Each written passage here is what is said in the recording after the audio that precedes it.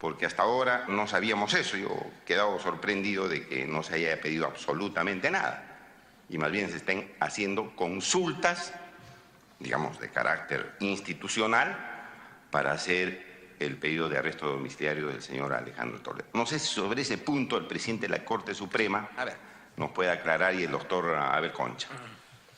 Congresista Lescano, me parece que tal vez hay una pequeña confusión.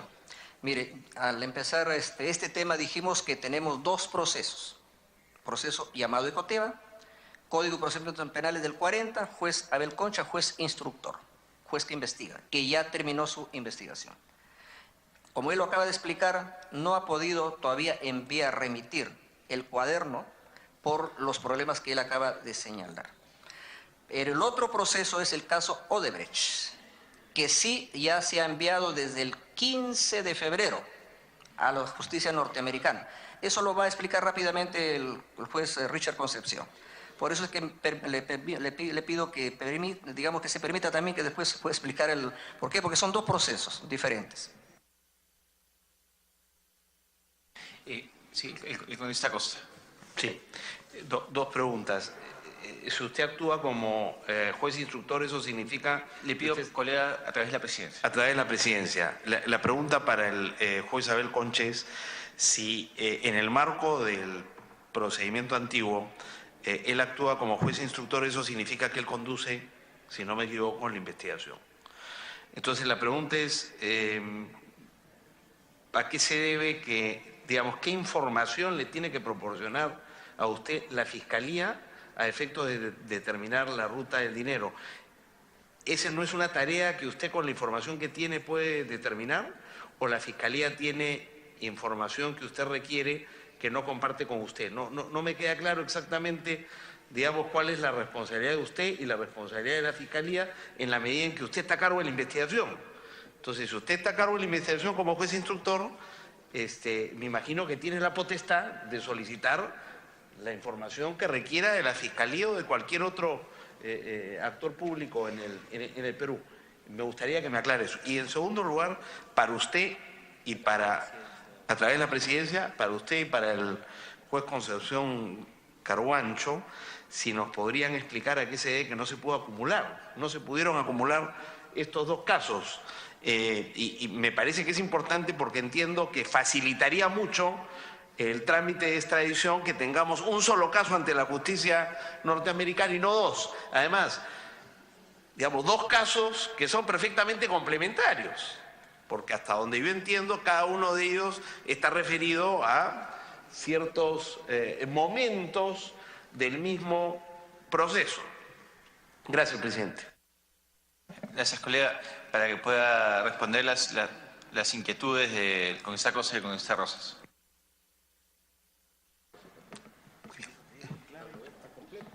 Con su venida, señor presidente. Bien, el Poder Judicial en el antiguo Código de Procedimientos Penales actúa como un juez instructor, pero además tiene algunas facultades mixtas.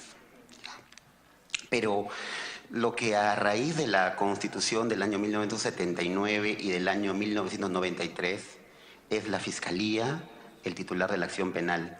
Es la Fiscalía la responsable de la carga de la prueba. Es la Fiscalía la que formula la imputación. La Fiscalía, cuando nos presenta su pedido o su denuncia preliminar, habla hasta 8 posibles, intenta 8 posibles fuentes de donde habrían provenido el delito ilícito. ¿Correcto? Entonces, eso entiendo que yo ha debido de perfilarlo, no nosotros, sino ellos, son los que perfilan su teoría. Entonces, la idea es, ¿qué le explico a los americanos? De los 8 han venido los delitos fuentes, los fondos ilícitos, de alguno de ellos, uno de ellos, y eso es lo que la Fiscalía ha divagado hasta el día de hoy. Entonces, la historia que yo cuento no es la historia que yo le debo de contar, sino es la historia, la teoría de la Fiscalía.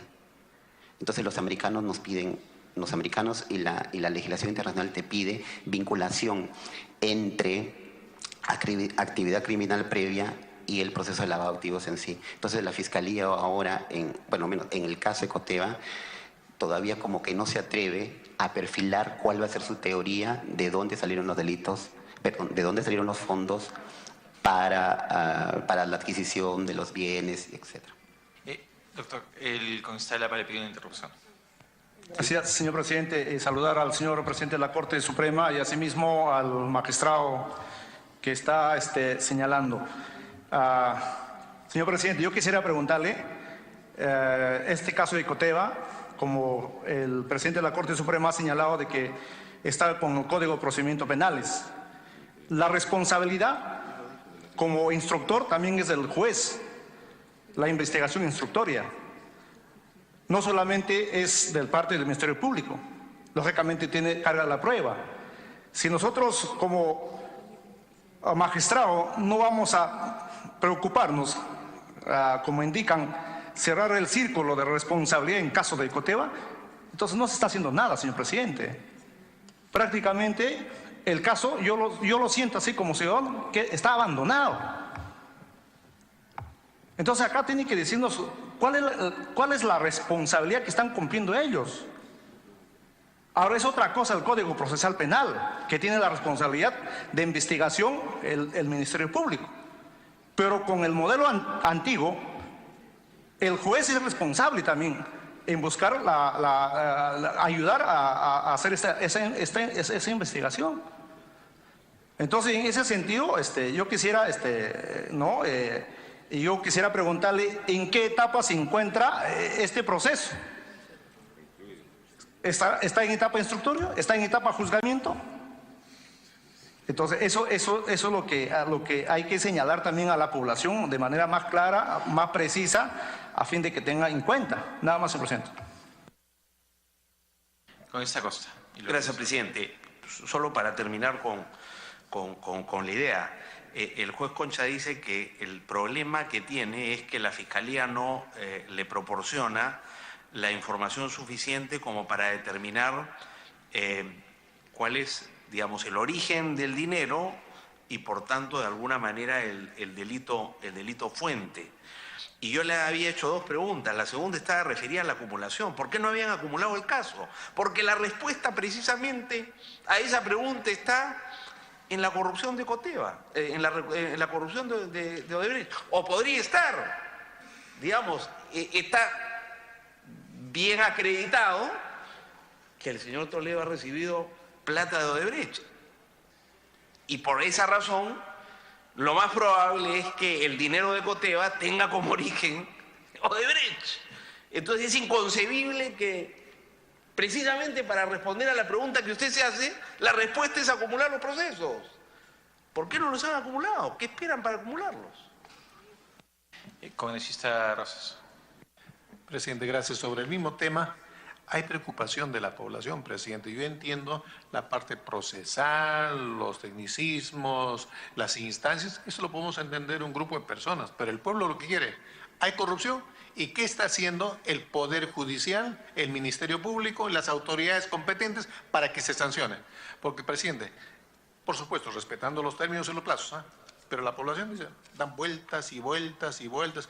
Ahora, yo creo que no debe haber un ping-pong entre el Poder Judicial y el Ministerio Público, porque el juez Abel Concha acaba de decir, el fiscal no entrega, todavía no responde, no hace el trabajo.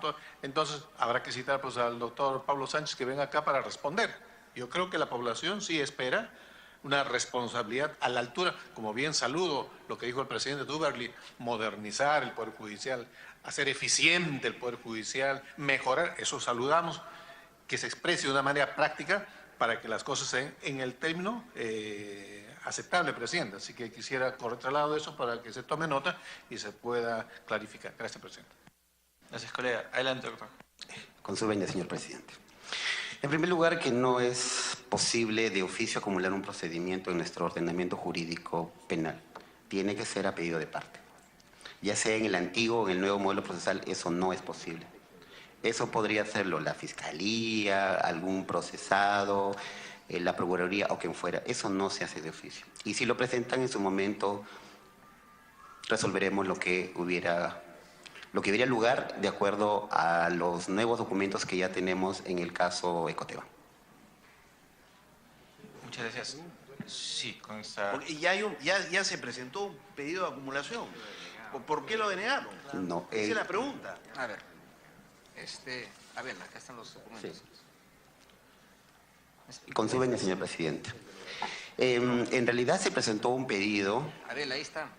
Perfecto. Aquí lo tenemos. En realidad se solicitó un pedido de acumulación, que fue en marzo del año 2017, pero en junio del año 2017, cuando se estaba llevando... Porque esto se lleva en una audiencia, pero en un informe oral se desistieron. O sea, los procesados que solicitaron la acumulación, mediante un escrito, se desistieron.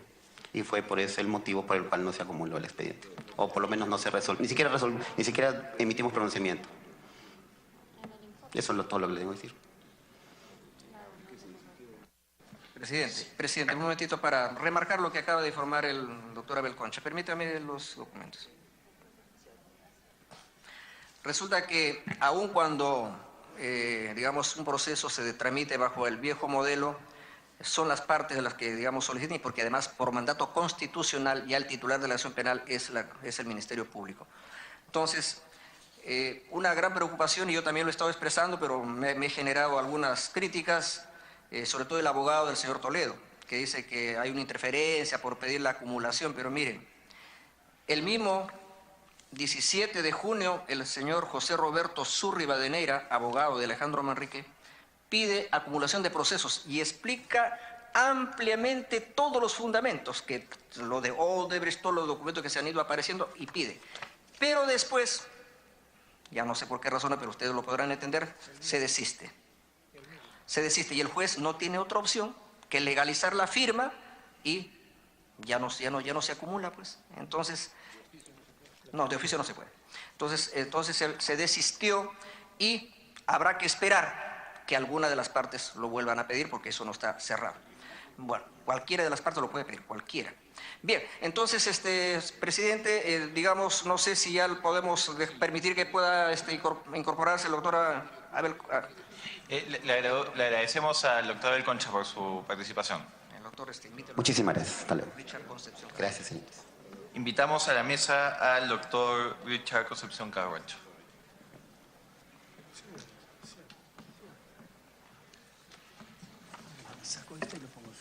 Muchas gracias.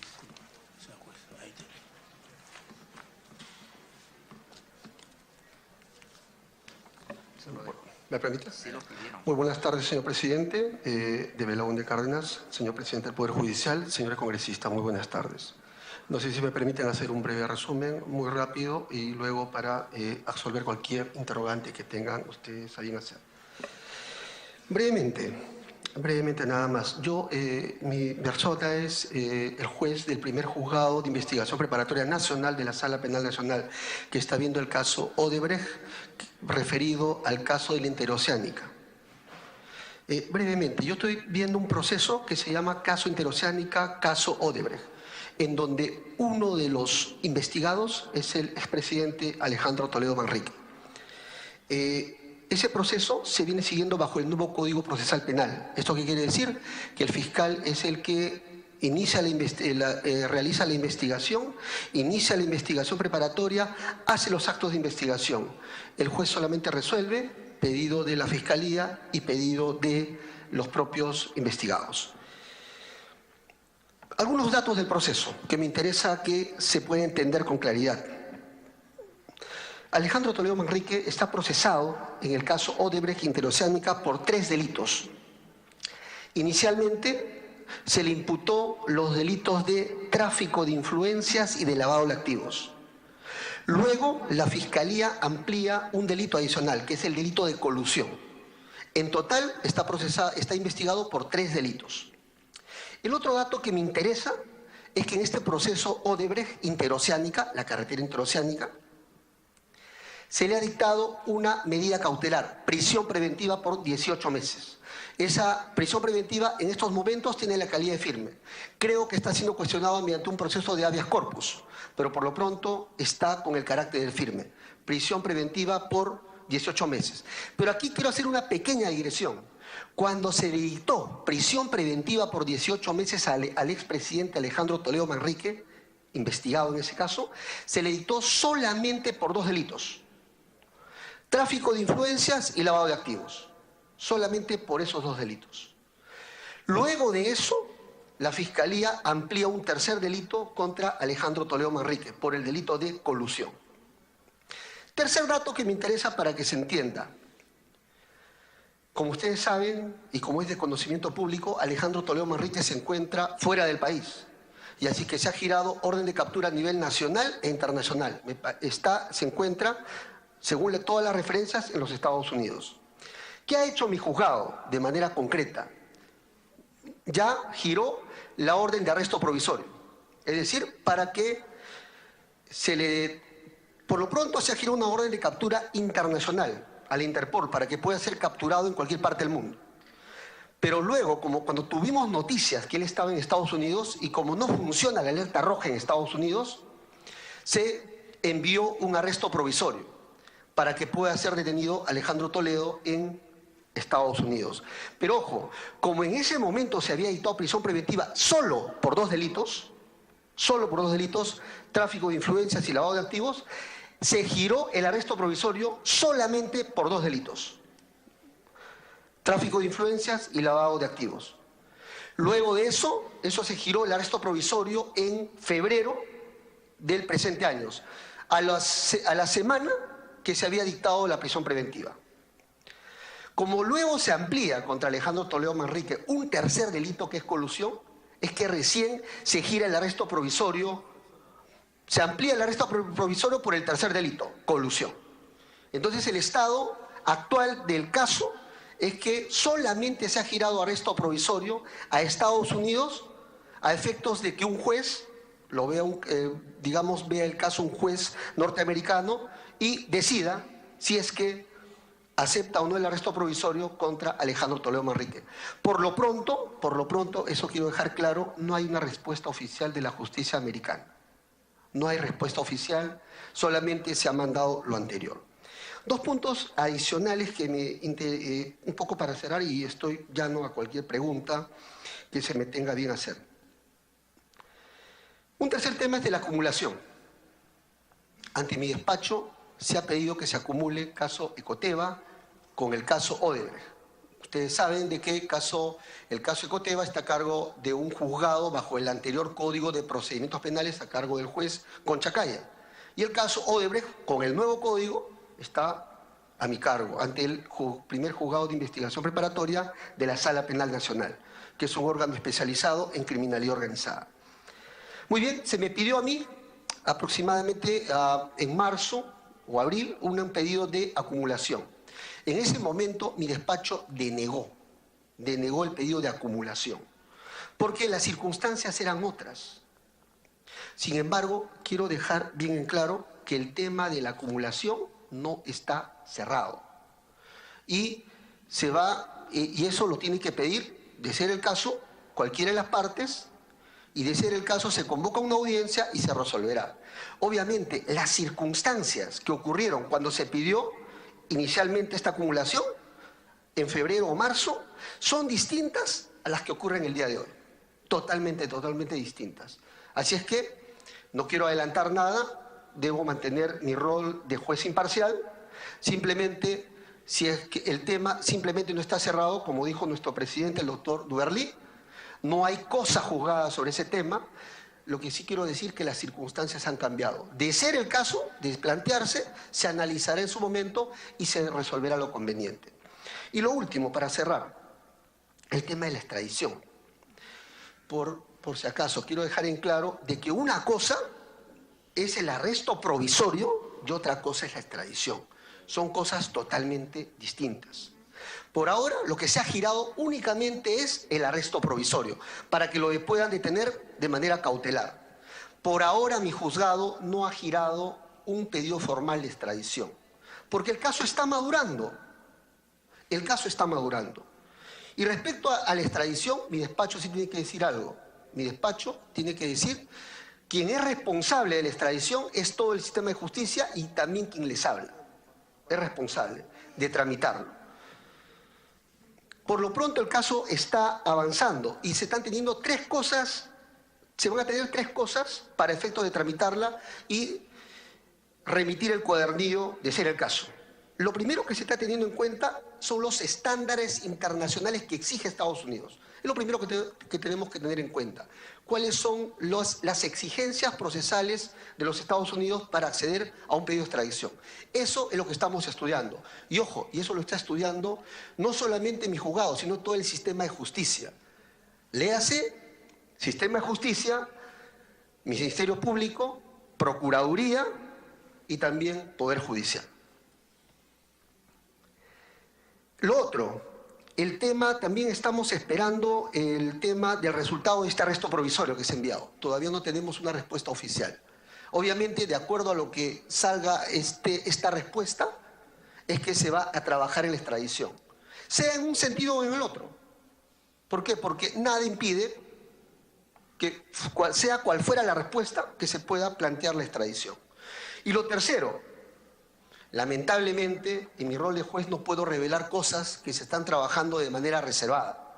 Pero lo único que les puedo decir es que la investigación que tiene a cargo el Ministerio Público está avanzando. Simplemente se están trabajando temas reservados que, sinceramente, no puedo revelar porque tengo el deber de reserva. Pero lo único que les puedo decir es que todo el sistema de justicia está trabajando y de acuerdo a lo que venga se irán dando las cosas. Y obviamente estoy llano para que pueda formulárseme cualquier pregunta a fin de aclarar cualquier inquietud. Congresista Lescano. Gracias, presidente. Yo quisiera preguntarle al doctor Carhuancho. Entendemos que el proceso de extradición tiene un procedimiento y una cosa distinta es la prisión preventiva, ¿no? El arresto provisorio. Sin embargo, yo quisiera preguntarle, señor, de acuerdo al convenio o al tratado de extradición entre la República del Perú y los Estados Unidos, que es la resolución legislativa 27827, ¿qué trámite se le ha dado conforme a este artículo 1 del artículo 8º?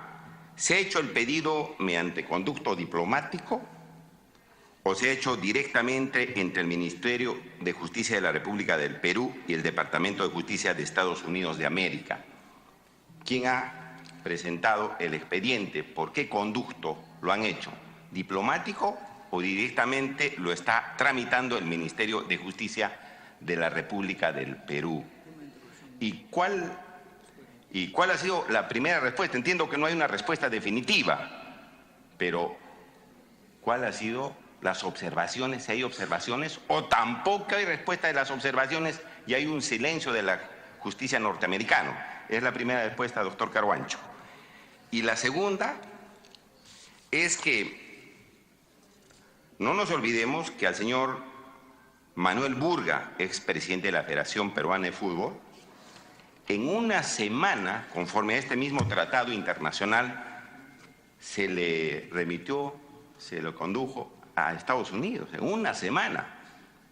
Y ahora estamos durando meses y meses y meses y nos dice la justicia norteamericana que ellos tienen altos rangos, altos niveles de, digamos, de requerimientos para disponer una prisión preventiva.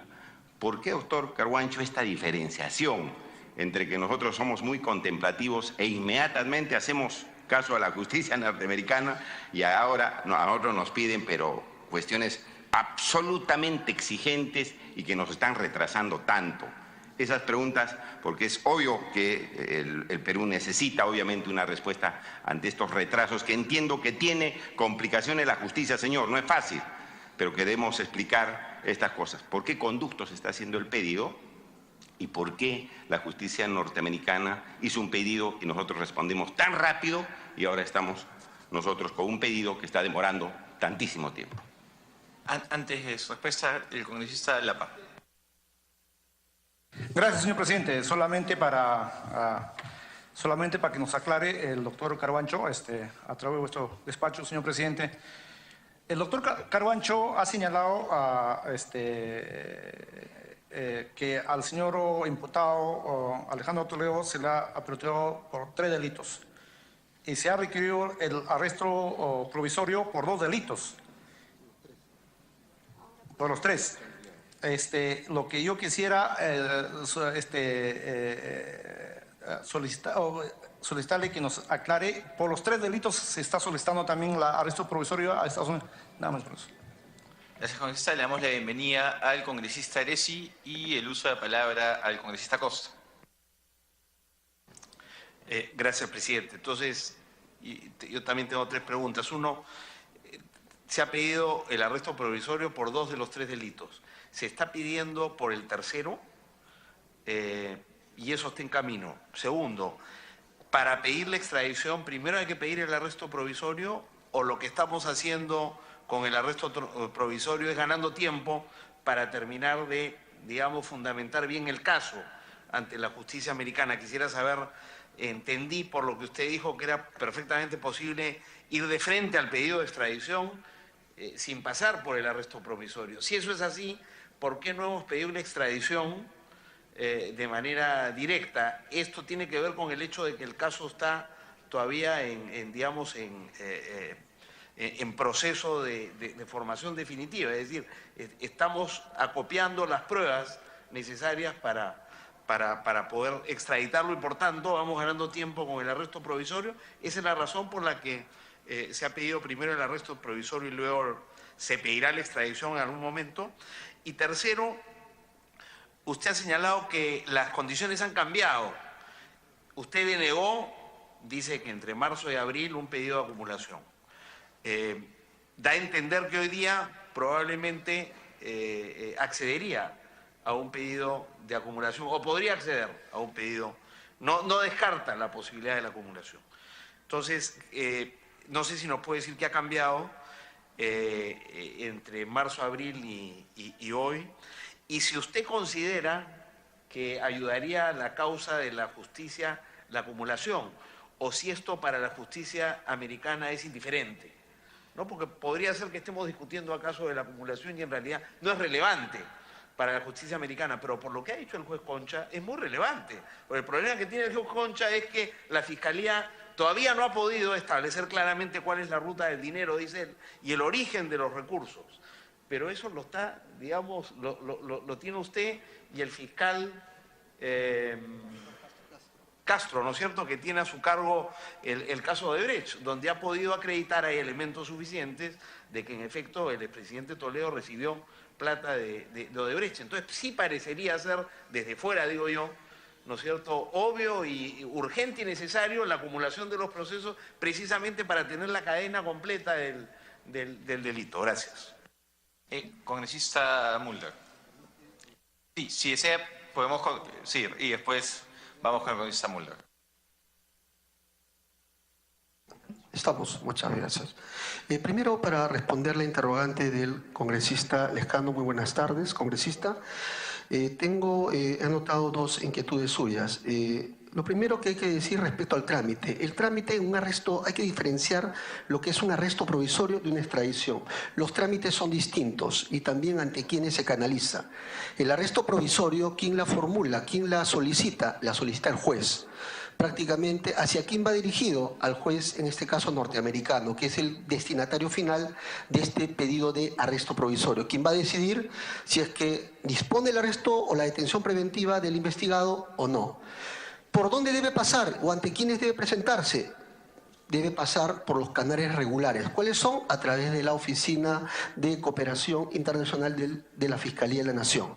Ellos se encargan de la traducción del documento y luego de remitir el caso al Departamento de Estado de los Estados Unidos y luego ya pasa pues al juez que será encargado de ver el caso. Ese es el circuito de un arresto provisorio. En cambio, el circuito de una extradición es distinta. La pide el juez y esto se eleva es una solicitud formal de extradición y se eleva ante ¿quién? Ante la Corte Suprema. Y la Corte Suprema puede aprobar o desaprobar ese pedido.